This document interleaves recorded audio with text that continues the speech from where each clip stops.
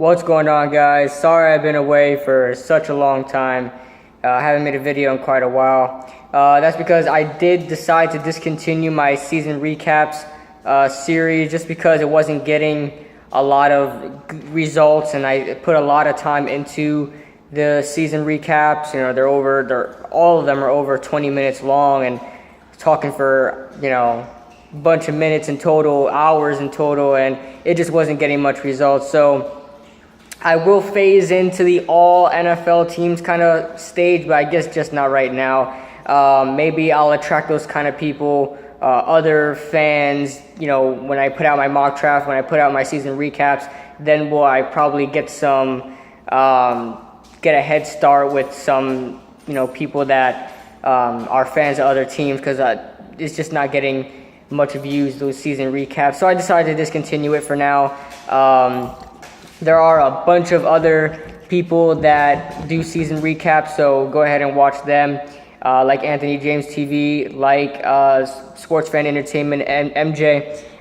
So I just want to get into this happened a couple days ago, and this could be a bad thing for a lot of ways. I really don't see any good in it. The Giants franchise tag JPP. Now, can that franchise tag change and wound up, you know, restructuring in a way when they get him a big, you know, long-term contract? Yeah, but for some reason I just don't see that happening. I do not see JPP staying with the Giants for long. But if he does play out this franchise tag, and I know he's very upset with the franchise tag, if he does sign it and we lose $17 million, this guy got put on a $17 million franchise tag.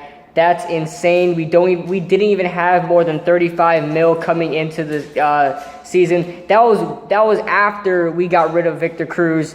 That we had about 35 million, give or take, in cap space. 17 million just went down the drain on somebody with 8.5 fingers and only had 7 sacks last year.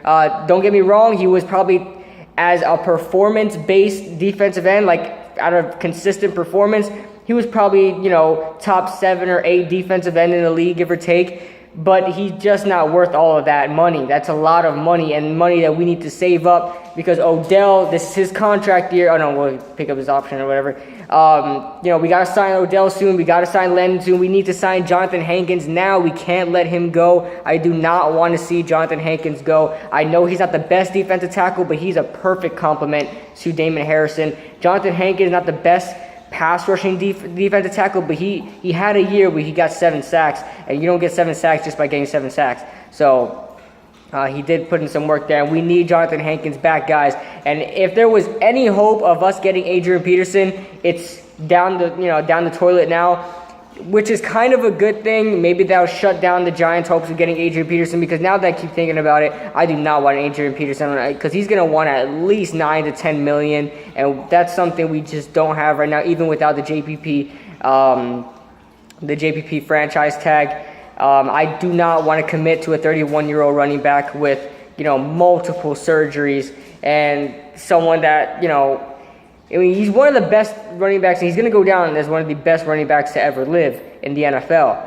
But he's way past his prime now, and, you know, not that I wouldn't like him on the team. I would love him on the team if he definitely, you know, played under, you know, I just want to play kind of contract, like $4 million maybe, $4 million a year.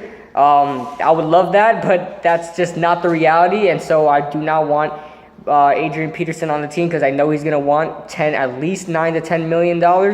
So that's out of the question. Next, the Jets just got rid of Brandon Marshall. Now, Brandon Marshall is somebody I really like, and I think he'd be a perfect complement to Odell Beckham. You got the speed and route running ability of Odell Beckham, and then you have just the strength and because he's a great run blocker too. The strength, the size, and, you know, just the go up and get it kind of receiver like Brandon Marshall. I think that'll be a perfect complement to Odell Beckham. And Brandon Marshall has proved himself. This guy's been a consistent player for the past couple years now, and has been, you know, one of the best wide receivers on his team with most, you know, all the teams he's been on.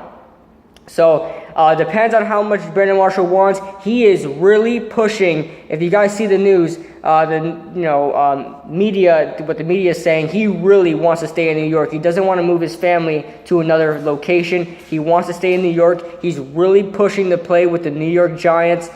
I think it's a great deal. I think we pull the trigger on Brandon Marshall. Depends on what he wants. Since we got that JPP tag, like I said, I know it's not permanent. It could change, but odds are JPP, he's probably gonna wind up playing it. The Giants are stupid sometimes, most of the time.